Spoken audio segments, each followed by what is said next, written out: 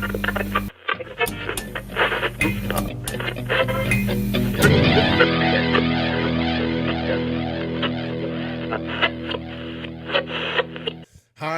welcome hopefully back to my Deuze vlog. My name is Mark Deuze. I'm a professor of media studies at the University of Amsterdam in the Netherlands.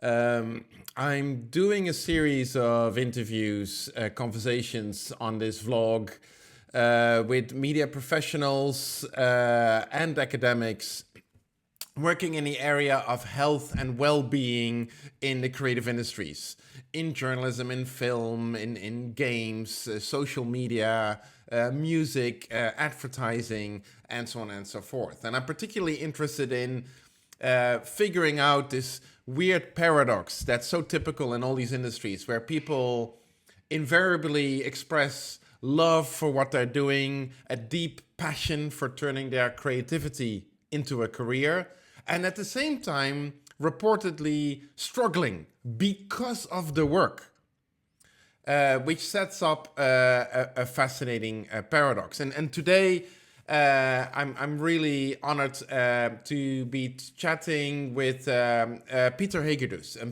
Peter is a Hungarian-Australian filmmaker, writer, and academic.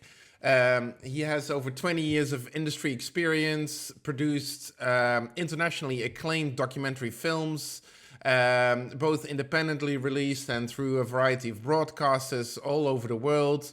His work has been shown at major film festivals, including, for example, the Venice International Film Festival. One of his documentaries has been shortlisted for an Academy Award. And he has finished his PhD and works as an educator and a researcher at Griffith University in Australia. And together with colleague, filmmaker and educator Bobbi-Lea Dionysius, Peter compiled and released the Pressure Point Survey, a comprehensive survey, a study among screen workers in Australia about their health and well-being, how they're doing, what they're facing in their everyday life at work in the Australian industry. And so in our conversation, we're talking about the results of this survey that was released in 2025. We're talking about how COVID and the pandemic, while obviously being devastating to all of us, also inspired new attention being paid to simply the fact how people are doing at work, how a growing awareness in the media industries about the significance of health and well-being struggles has led to, the rise of new kinds of professional roles like mental health coordinators, for example. The significance of acting on this awareness, as quite literally, as Peter says in the interview, people are dying to turn their creativity into a career. And necessity to appreciate, while there's labor laws in place all over the world and there's a growing awareness about health and mental health and well-being and so forth, that one thing that is also preventing all these issues to being addressed effectively is the role of the ego in creative work. It's a fascinating discussion. I really appreciate you tuning in on whatever platform you do so. I hope you check out the other interviews and talks in this series, and please do not hesitate to reach out if you have any questions, concerns, tips, or you want to continue the conversation. So thanks so much for taking the time to do this. I just so genuinely appreciate this, and I love connecting and reaching out, especially in this area, which is an important interest of mine. So well let's jump in right there. Like you've done this survey and this research for the last couple of years, and a report came out. But I remember when I was doing my research, the news flash came by through a colleague in Australia, like, hey, they're doing this survey about mental health, and I was looking up the announcement that was about 2 years ago, like in 2023, late 2023 or something like that. Yes. And it struck me that in your motivation for doing this, it was partly, we need, real reliable data on what's actually happening. But there was also something, it seemed very personal, sort of something you were witnessing in your environment among your fellow filmmakers and other people in the industry. Can you speak a little bit about that and how that led you to doing this kind of work? Yeah, look, fine. And it's a good question. And so, look, being a filmmaker and really being a filmmaker since I was 21, after I left university, I have experienced genuine ups and downs of triumph, as Right. well as absolute lows and rejections and self doubts. And and so those experiences of obviously that I had, I shared with colleagues and in those moments. And sometimes I didn't. And so I ended up at university with having that quite a I would say robust journey as a filmmaker where I experienced many mental health challenges myself. And that's something I don't talk about very often, but certainly those mental health challenges impacted my family life, for example, in many ways. And so those things were there for me, on a Hmm. personal level. And then, of course, as I started teaching at university, I saw how our students were also struggling. Mm. Not all of them, of course, but some of them with mental health challenges. And it's not a new fact that many students who go into the creative arts sector to study are the ones who experience mental health challenges, and they look at arts as a way of exorcising their own, I guess, demons or Mm. issues or dilemmas.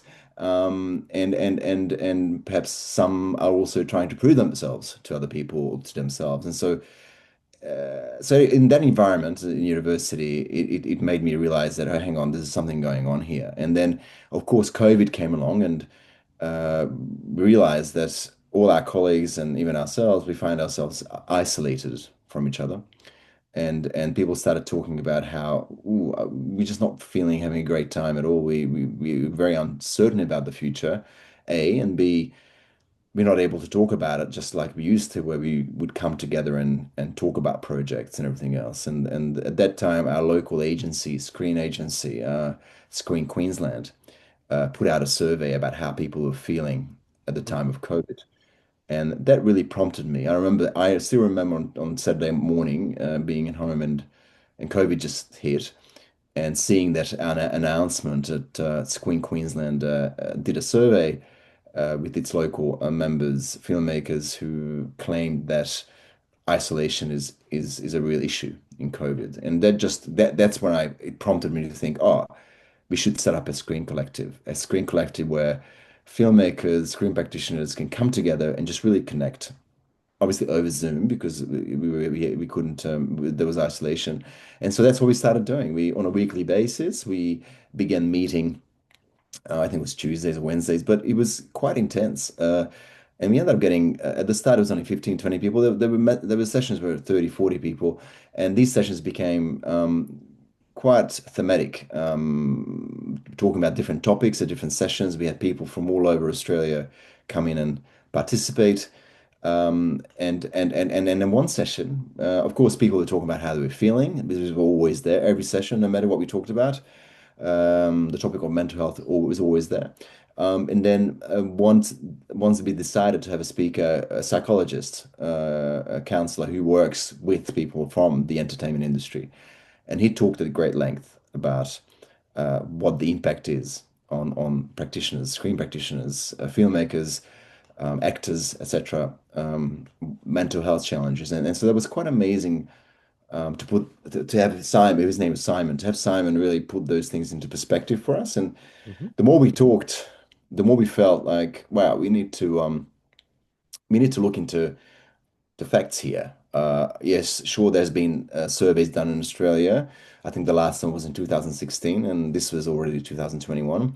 Um, but nothing has been done in relation to COVID, and we needed to do a new one. Also, diversity. That those things, diversity and inclusion, those the really important facts needed to be taken into account. And we thought, let's tackle this so that we just don't talk about the fact that screen practitioners are suffering, going through a mental health crisis, but there's data that can properly and sufficiently prove that these are issues that we're facing as an industry. And so we started that process with Bobbi-Lea, and a couple other colleagues. And it was an extremely slow process, because we really needed to look around and see who else was doing what. And we engaged with a local the School of Psychology at the Griffith. That's I think the School of Applied Psychology, sorry. And we worked there with some of our colleagues who helped us create a very robust survey that was rooted not just in our experiences, but also took from the UK survey, as you probably heard about the UK survey. So that was all based on that, and so yeah, that's what we did. We released it, and yeah. Mm. And I mean, it's fascinating that a side effect of this pandemic, this horrible experience, has been like you describe, and then you see that around the world, especially in creative fields. When professional associations started checking in with people, like, "Hey, how's everybody doing?" And then, oh my God, people are not Yeah. doing well at all, and that prompts this kind of renewed interest in this topic. And but you mentioned about, there's been a surveys before in Australia. I mean, to me, and this is again from looking from the outside in, it really seems that this topic is particularly an issue that is has come to the fore in Australia much more than anywhere else. I mean, not just in film, and of course you've worked together with Ben Steele at Oh Screenwell, yeah, very important. and And still, yeah. and yeah, and Mia has its well-being committee, Oh and yes, and we all have. Yeah, there's a number of organizations working in the space. Absolutely. Yeah, yeah, and, yeah. and and also in advertising, there's been initiatives, and I mean, it really. I mean, is is there something in the water in Australia? Because it's very powerful that the last 10 years. I mean, and a lot That's of also interesting. the insights that I've benefited from have come from Australian colleagues, both in the industry as well as at universities. Is there Mm. something unique there that we should know about? Well, look, I haven't really thought about it from that perspective. I mean, I think the UK has done this before us. Let's acknowledge that, and that's a big deal. But Mm. you're right. I mean, it's not something that they talk about in the US or the rest of Europe Right. Yeah. Yeah. or, Yeah. or Asia. And so that's interesting. I mean, maybe it says something about the Australian identity, and I think it's a very positive discovery, if you like to put it that way, that I think Mhm. we are quite curious creatures and we like to express ourselves. Mm. Or the negative angle is that it's just really bad here. You know? Oops. Uh, I mean, look, I think I would say it's the former, because I think, Right. look, having spent time in the Hungarian film industry recently, and also having made professional work over there, Right. I think Australia is bad, but I mean, places like Hungary, given its political climate, it's much worse, Mm. much worse. Um, and I think those issues need to be looked at everywhere, ideally, of course. And I would also argue that I think maybe Australia, the Australian filmmakers, screen practitioners, and even the agencies and the guilds have created, perhaps intentionally and unintentionally, a safe space for these things to come out. You know, and I think that's a really good thing, Mm. and perhaps geography as well, given we're so far away. Yeah, I mean, for me, the experience in Australia has always been like, yeah, it's massive, but almost because of that, the communities are much tighter, also within university and industry. Because in the Netherlands, we're tiny, but somehow universities and industries don't, at least traditionally, don't really talk with each other Is all that that right? much. That's interesting. Wow, Yeah, we are yeah. I mean, it's more. changing to be fair, but it's that's been over that. I mean, and I always felt like in Australia that there's a much more active dialogue and much more practitioners that become professors and vice versa, Yes, and that, that, yes. that it's not as black and white, maybe.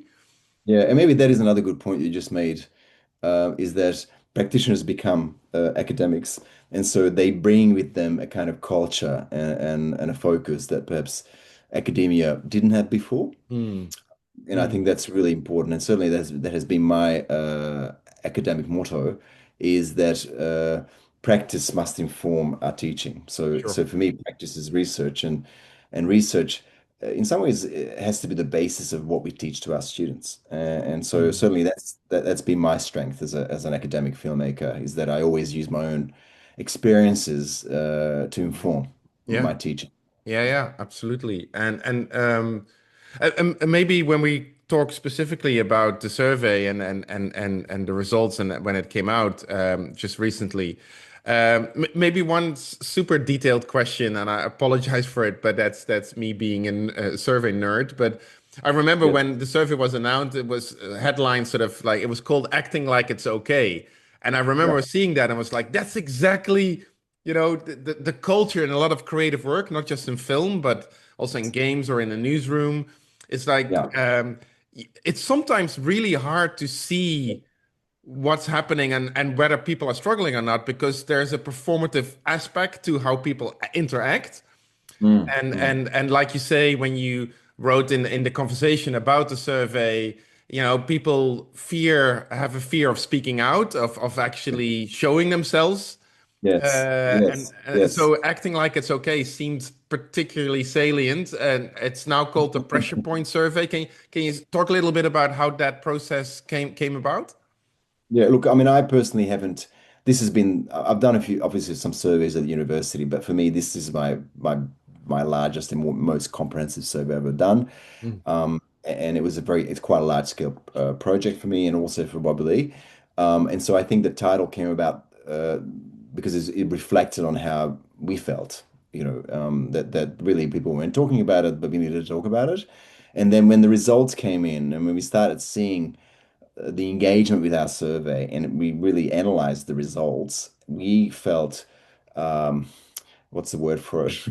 We were quite distressed by the results. I mean, we knew there's going to be negative or that they were challenging, but then yeah, there are some good positive outcomes as well. But there's some real distressing right. results in that. We felt like this has to go out as soon as possible. This has to be shared with the public and dispersed, and action needs to be taken immediately. And of course, in negotiations with Screenwell, Ben Still, and Jonathan as well from Screenwell, and all the agencies that helped us, we realized that we just need to make this as visible as possible. And so the idea of pressure came into that, and it in Mm, some ways it is we are under pressure to do something. If we don't do it, people will die. There will be suicides. yeah. People will leave the industry, burnouts, and ultimately will have an impact on our screen culture and human beings in general. It's just not a good thing. So yes, so that's how it kind of developed into a kind of an urgent initiative and exercise. Hence the change in the name. Yeah. Maybe let's look at a couple of the results that really jumped out at me, and that you emphasize in your reports as well. I mean, the one thing, like in my research, I've chosen this sort of tagline: "What makes you happy can also make you sick." Because and then I was reading the survey report, and it was like, but that figure, that the percentage of people who say like, "Oh, I'm so happy that I get to do this," and I'm passionate about filmmaking and everything, is about the same percentages of people saying like, I'm suffering because of the work. Mhm. Mhm. Maybe I'm reading it too No, no, simplistically, no, but no, it's no. that is the sort of, I think that is the biggest, I apologize for it, but the biggest mind fucker for me in this kind of research.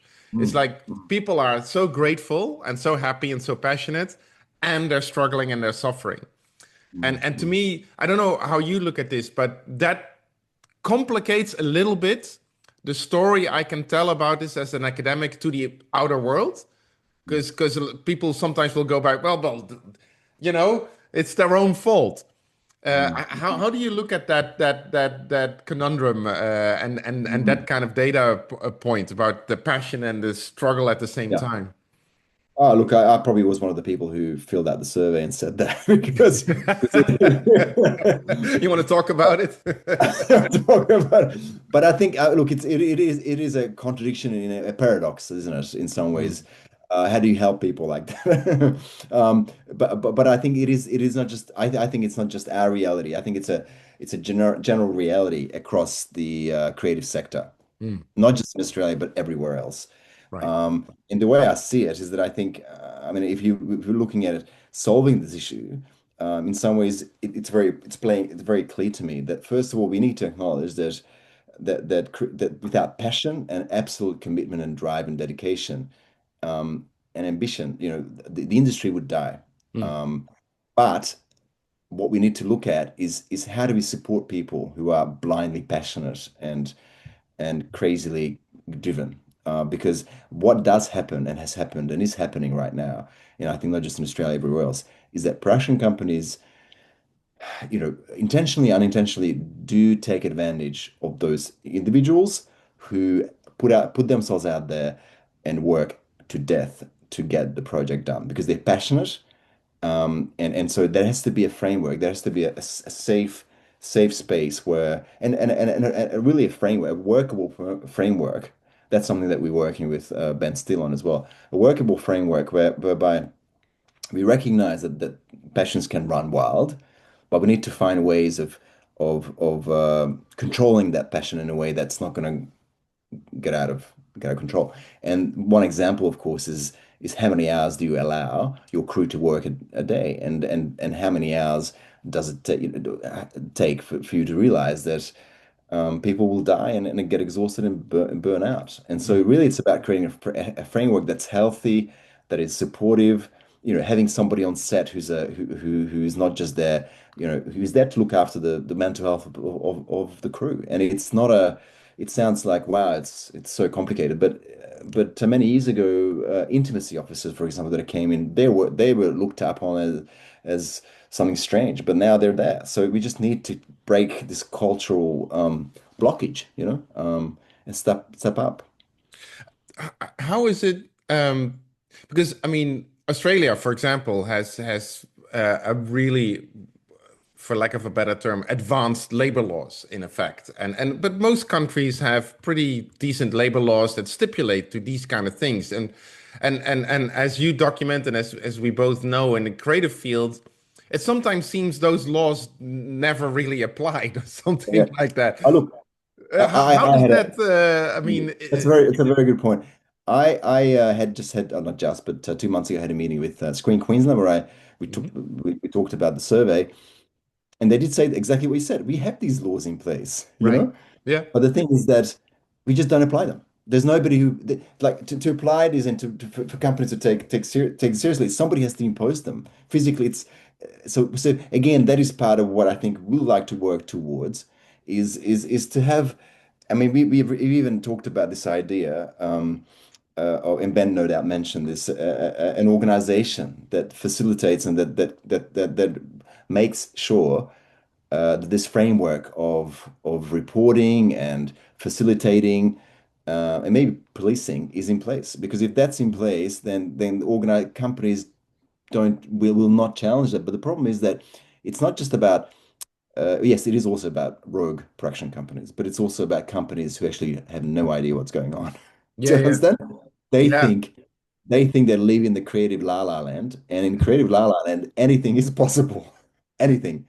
yeah, yeah. And I appreciate because that's something I'm hearing as well in my research, the pushback against, well, because basically what we're talking about is some kind of professionalization. Like, there's worker rights and there's certain things that need to be in place for a proper, healthy workplace environment. And then but the pushback then, yeah, but that takes away, like you said, the creative La La Land, the whatever, the je ne sais quoi, Yes, the unspoken belief that if yes, if if you let it go, then there will be some magical flow state, and that's where creativity happens. yes, Um, yes. and how would you apply that notion, right? Which is embodied by both companies as well as individuals in this in the industries that we look at that we work in with because that's another thing that came out of your survey is this people saying look work-life balance forget about it, right? It's that's like a genuine struggle to achieve something that looks even remotely like a balance there, and that it has to do in part I guess with the way how people identify with the work and feel like I have to feel it rather than I'm working specific hours and then I'm going to take care of myself. How do you see the notion of work-life balance playing out in film and screen work? Well, I think we have to first recognize that the industry is very versatile and it's very diverse. So Mm. So it cannot be seen as an institution where there are very set rules about working between 9 to 5.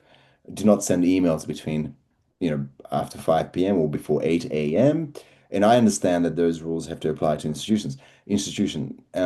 But I think we need to recognize that in the film industry, which is governed by different realities, and that is co-productions, international co-productions, when you have to uh, call someone at midnight.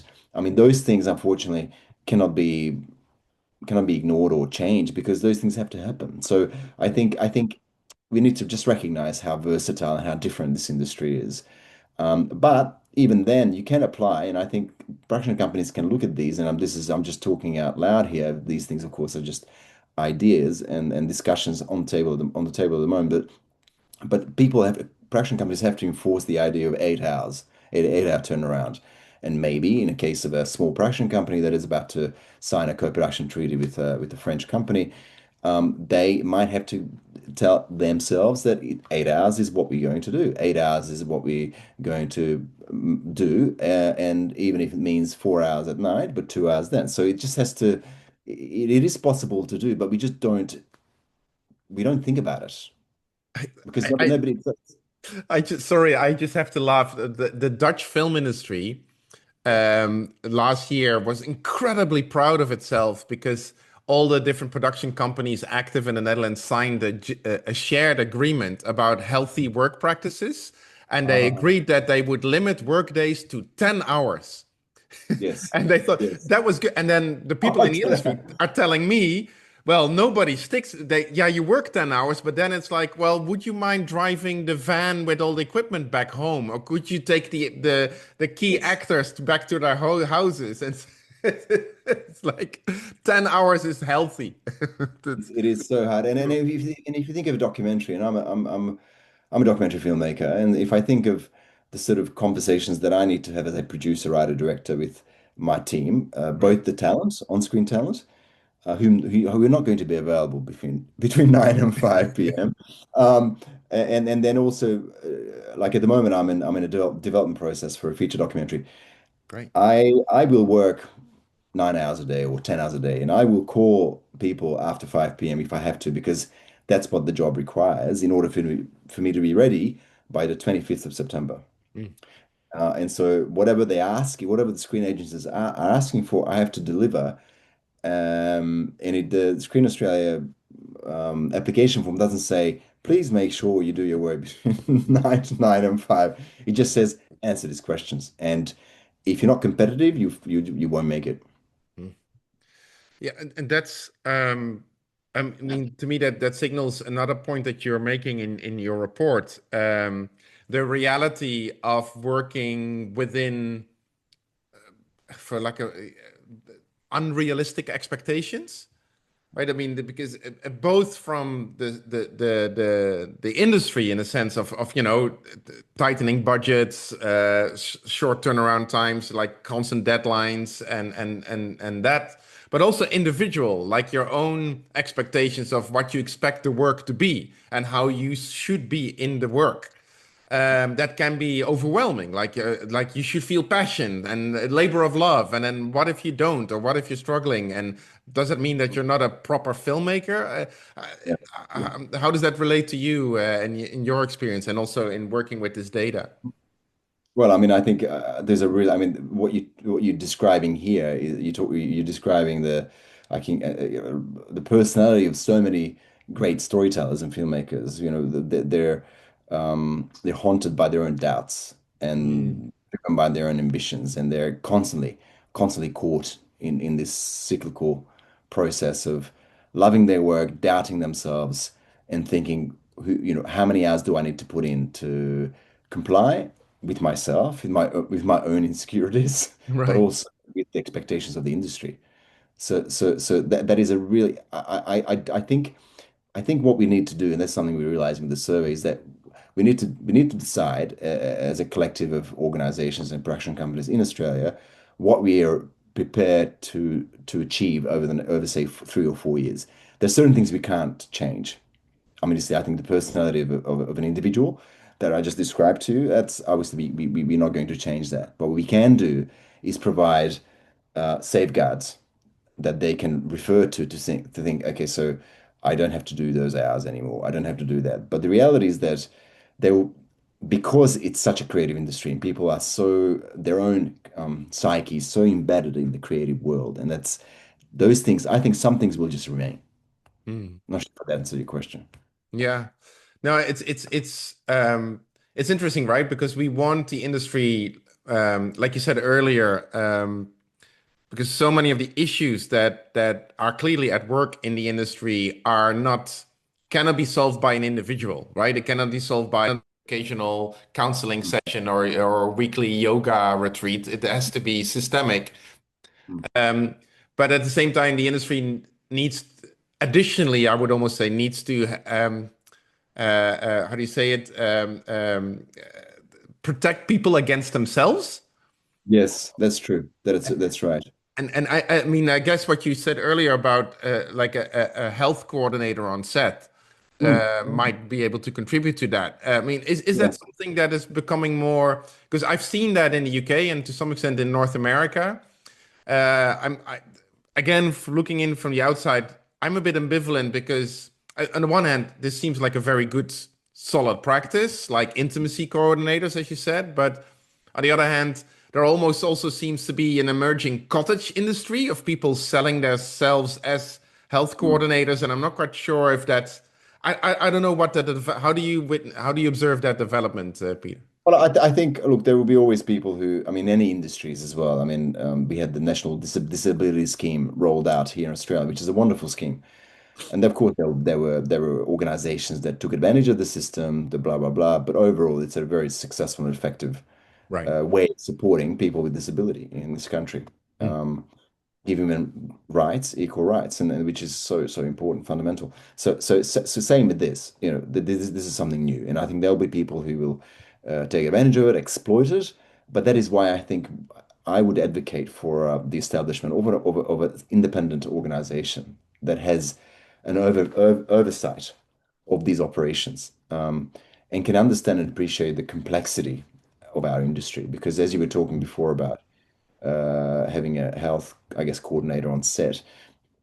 That obviously would be very difficult to pull off for small production companies Mm. that survive on, say, corporate videos and one-off documentaries for TV. I mean, that would be really unless, of course, again, another idea came up. If production companies would have to pay a levy to this particular organization, and then they would have to, in some ways, answer or comply with some regulation that would be introduced. That could work. That could Right. work. But I think this is going to be a very slow process, and I think awareness is the first thing. People have to become aware that there's a problem. And because, as you also mentioned before, this us being so passionate and so blindly driven to create something and to contribute to the creation of some sort, a creative project, that often overrides anything else. Mm. Even if it means having to drive 2 a.m. Drive home and ending up in an accident. And that's happened at film schools. I mean, Yeah. all across Australia, where students think that they can work 12-hour days, 14-hour days, and they get in the car and they fall asleep. Yeah. No, but interesting that you mentioned film school. The National Film Academy here in the Netherlands this year in their graduate film festival was all about the blindness of passion. So it became, and this was driven by the students' concerns. So Mm. I mean, I guess that's a Good to healthy hear. development. Really good. One thing you signal in your survey, and it aligns with all the other work that I know as well, and it again to me is such a paradox or a conundrum. It's the fact that people who are already marginalized for different reasons, LGBTQ, of course, people with minority backgrounds, women, especially younger women, are disproportionately affected by all the things that we're signaling, right? Um, and what I find, I mean, that in itself, of course, is a horrible statistic, and as you said, diversity and inclusion was one of your key motivations to do this in the first place. And at the same time, my experience personally as an academic as well as a musician or a former journalist is that if there's one industry sector where you're not very likely to meet horrible racists or sexists, it's the media industry and the creative field. The people tend to be very well educated and progressive and inclusive. And it's like, how is it that an industry that is filled with all these beautiful, forward-looking people, still such a problematic field to work in if you have a minority background? Like, Yeah. how do you see that diversity issue at work in this field? Oh, look, I think it's interesting you mentioned that politically, I think socially and politically, creative people in the industry, yes, they are very much to the left, very progressive, very open-minded, Mm, very accepting on the outside. But I think one thing that is also that plays a huge role in all this is the ego.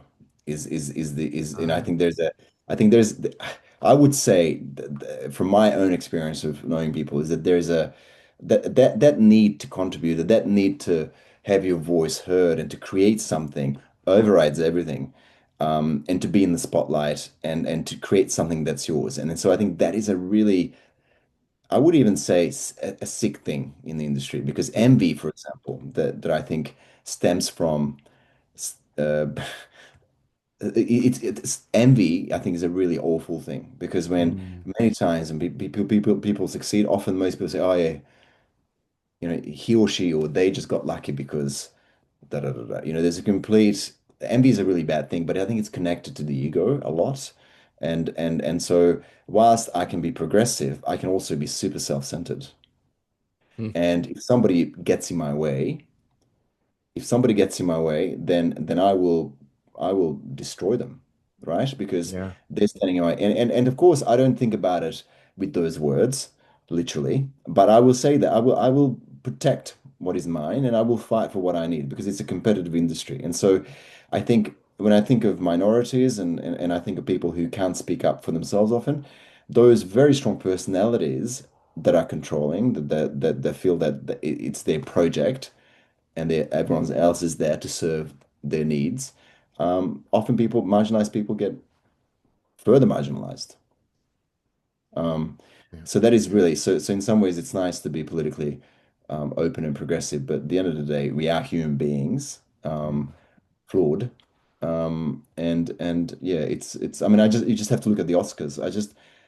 I mean, people aspire to be on that level, but I mean, I don't know why because you just look at them and they're constantly feeding on that on attention on mm. if they have to always be relevant and it's a very it'd be very hard. I mean, um yeah, I mean, if you don't mind, I mean, your work has been shortlisted for awards and been recognized for in all kinds of different ways. I mean, based on what you just said, would it be fair that has a sort of an ambivalence as well? Like, of course, on the one hand, it's incredibly rewarding and to be recognized in that sense, but on the other hand, then you're participating in a hierarchical system of sure. competitiveness and all that. I don't know. Maybe I'm projecting a little No, bit. no, no, no, you're right. I mean, it's a very good point, very interesting example. But yes, certainly, when I made my first documentary, it became quite successful, which is about my Right. grandfather. I mean, that opened so many doors for me, and Mm, I um and yes, I had expectations. People had more expectations of me. And yes, I was very driven and perhaps at times maybe not fair with people that I worked with. But I've sort of learned from that process. right.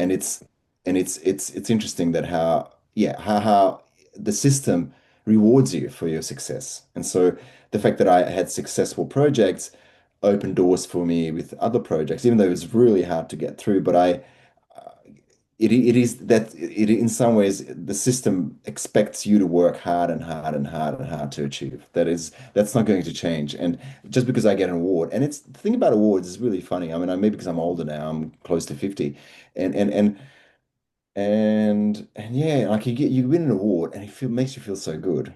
Right. But Yeah. then but And then rightfully but then you go, so. Yeah. oh, sorry. No, and rightfully so. I Yeah, mean, right. So, amazing but then work. you go, but then it starts again. Mm, It's like you're looking for another opportunity to get your work out than to be recognized for something else. It's so even as you know in academia, if you want to get promoted and recognized, it's impact is everything. So you constantly have to produce, produce, produce.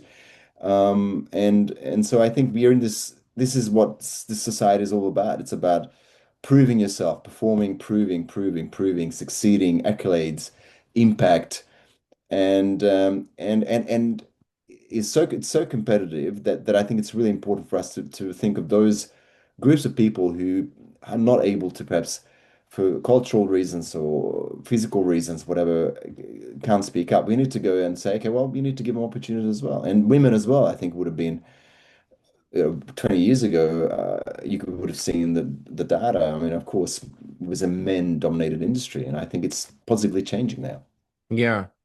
Yeah, Yeah. it's um I mean and it really is. I really I appreciate what you're saying there because I mean there's been cases also in my country, the Netherlands, but also internationally of quite famous creative people, filmmakers, or directors of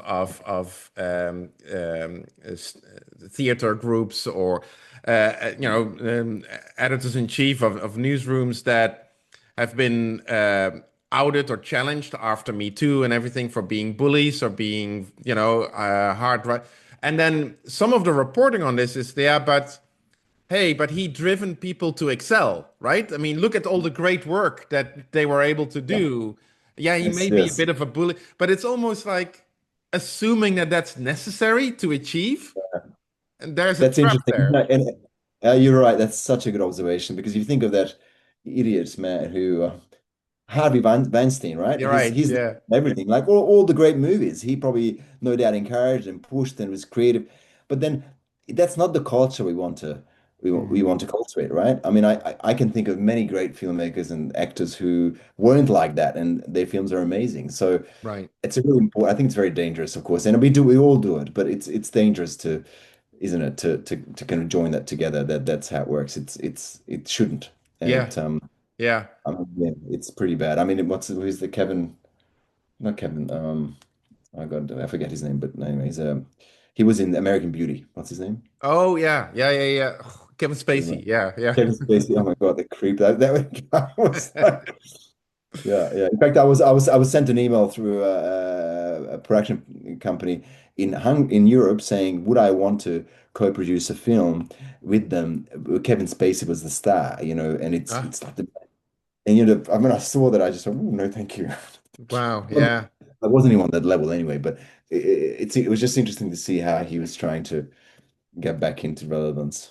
Hmm. Right. Yeah. I mean, that's a side note, but that always strikes me. People who get into those kind of positions and instead of, I mean, and they all generally try to get back in rather than, well, why don't you take responsibility and use your cultural or symbolic force to maybe mentor younger people and prevent this from happening again or doing something constructive? No, Rather than no, getting back into the game, and it's so exactly. right, it's so right. It's because they probably can't accept the fact that they've done that. Because if they were to do that, they would just destroy their inflated self-image. Because I think that's There's the ego again, huh? how Yeah, the yeah. ego comes in so much. Yeah. It's, That is, yeah. that is right. Yeah. Anyway, but yeah. Maybe on a final note, Peter, if you don't mind. I mean, so the survey was done. You got the initial report out and some publicity around it. Really powerful work. But to return to something we talked about at the beginning, there's been quite a lot of work like this done in the past, especially in Australia. The numbers don't seem to be improving all that much. I mean, there's perhaps greater awareness that also you're tapping into, but at the same time, the struggles are still very much real Yeah. and don't. I mean, I, so on a personal level, I find that when I talk about this academically, I even have colleagues Yes. telling me, "Are you sure you should be telling the story because we don't want to scare off students?" Right? And because it can be quite depressing in a way. So how does I guess what I'm asking is how does your own survey data make you feel? That, Well, it makes me feel. under pressure. Well, fair enough. Some ways, it's this idea that we need to do something. And you're right, as you said just a minute ago. Yes, things are not changing, and I would say that the reason they're not changing is because everyone's working in silos, getting their little results and running their little workshops, doing their own little panel discussions, we're not working together, and I think that's what's changing now. Mm. Screenwell, for example, has just organized, as you probably know, the round, roundtable discussions with industry to come up with some very clear, tangible action plans of how to address this issue. We are, for example, at Griffith are about to embark on applying for a research council, Australian Research Council grant, Right. which is all about working with industry and helping them solve a problem. And this is just a classic example. It's a perfect case of what we can do together. Mm. And so yes, that has been an issue. And so I feel that now with Screenwell and organizations becoming a lot more aware, and also not just our industry, but other industries are becoming a lot more self-aware that this is happening, that I think this is the time to put some pressure on society, on the industry to say we've got to do something. Because yeah, that's my night. I feel under pressure too. I feel distressed thinking that the results have come out. What's next? What are we Right. going to do? Yeah. What are we That, going to do? yeah. What can we change? So That's yes, in and and of that's why having itself. talking to you is really good because it keeps the conversation alive as well. Mhm. And connecting with like-minded individuals and even just talking to you now helps me in some ways refresh my ideas as well, come with some new ideas and just keep the conversation going. So thanks.